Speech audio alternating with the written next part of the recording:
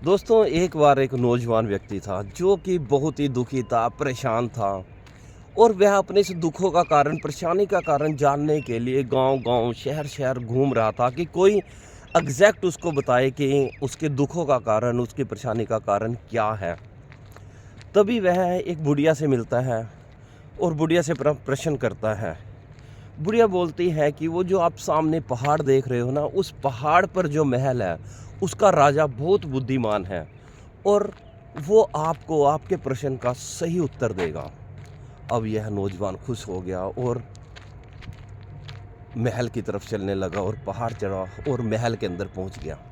जब यह महल में पहुंचा तो वहां पर और भी काफ़ी लोग खड़े हुए थे, बिजनेसमैन, जमींदार, आम आदमी, जो कि अपने अपने घर की समस्याएं लेकर खड़े थे, कुछ अपनी ज़मीन की समस्याओं को लेकर खड़े थे, कोई अपने बिजनेस की समस्याओं को लेकर खड़े थे। अब यह नौजवान भी लाइन में लग गया और कुछ देर के बाद इसका नंबर आया। इसने उस बुद्धिमान व्यक्ति से प्रश्न किया कि मेरे दुखों का कारण क्या है और मैं कहाँ से सुख पा सकता हूँ। तब उसने कहा कि तुम्हारा प्रश्न बहुत गंभीर है, तुम पहले ऐसा कीजिए, पहले इस महल का चक्कर काट कर आओ, पहले महल देख कर आओ, पर एक शर्त है।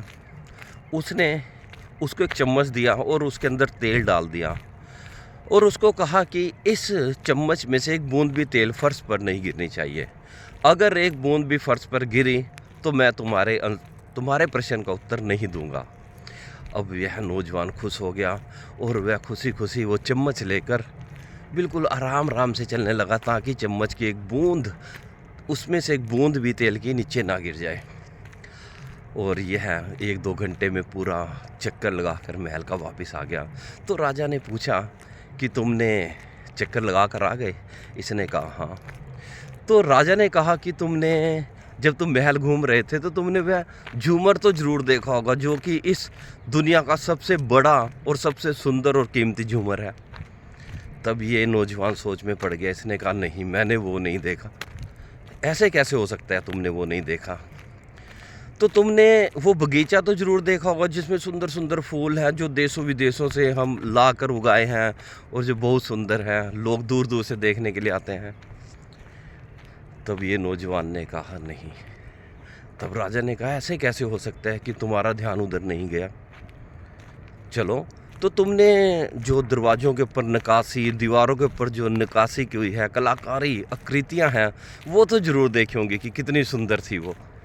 तब ये नौजवान बोलता है नहीं, मैंने वो भी नहीं देखी, मेरा तो सारा ध्यान तेल पर ही था। अब राजा इसको बोलता है कि ओके, आप दोबारा महल देख कर आओ और इस बार वह झूमर को ज़रूर देखना और उस बगीचे को ज़रूर देखना और दीवारों के ऊपर जो कलाकारी, दरवाजे और दीवारों के ऊपर जो कृतियाँ, उनको ज़रूर देखना।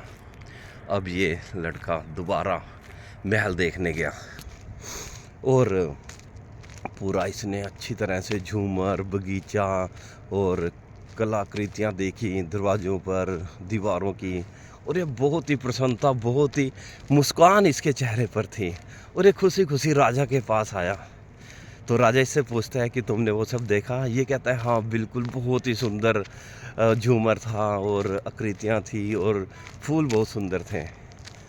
राजा ने देखा कि इसने पूरा तेल ख़त्म हो चुका है क्योंकि इसने पूरा तेल फर्श के ऊपर गिर दिया था, चम्मच में एक बूंद भी तेल नहीं थी।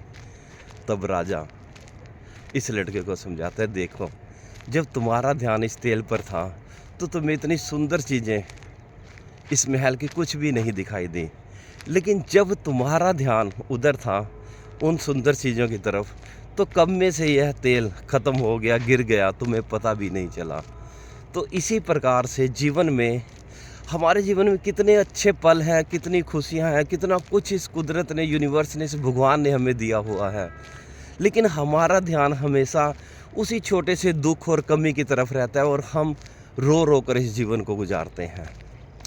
दोस्तों, अपने देखिए, आपके पास कितना सुंदर शरीर, 2 आँखें, 2 हाथ, मुंह, 2 टांगें, शरीर सब कुछ है, लेकिन फिर भी हम एक छोटी सी समस्या, हमारे पास अपना मकान है, सब कुछ है, लेकिन हम एक छोटी सी समस्या को लेकर उसमें ही अपनी पूरी ज़िंदगी गुजार देते हैं।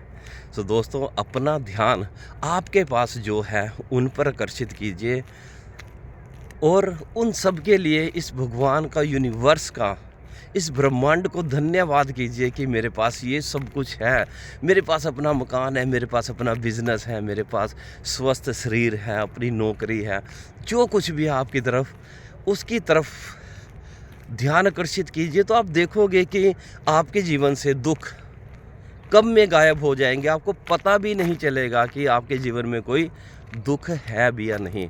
दोस्तों, हमारे शरीर में जब कोई अंगूठे में या सिर में दर्द होता है तो हम हर किसी को बताते हैं कि मेरे अंगूठे में दर्द है, मेरे सिर में दर्द है। लेकिन हम कभी भी, जब हमारा सिर स्वस्थ होता, हम किसी को नहीं बोलते कि, और हम धन्यवाद नहीं करते कि आज मैं पूरी तरह से स्वस्थ हूँ, आज मेरा सिर ठीक है, आज मेरे कहीं भी दर्द नहीं है।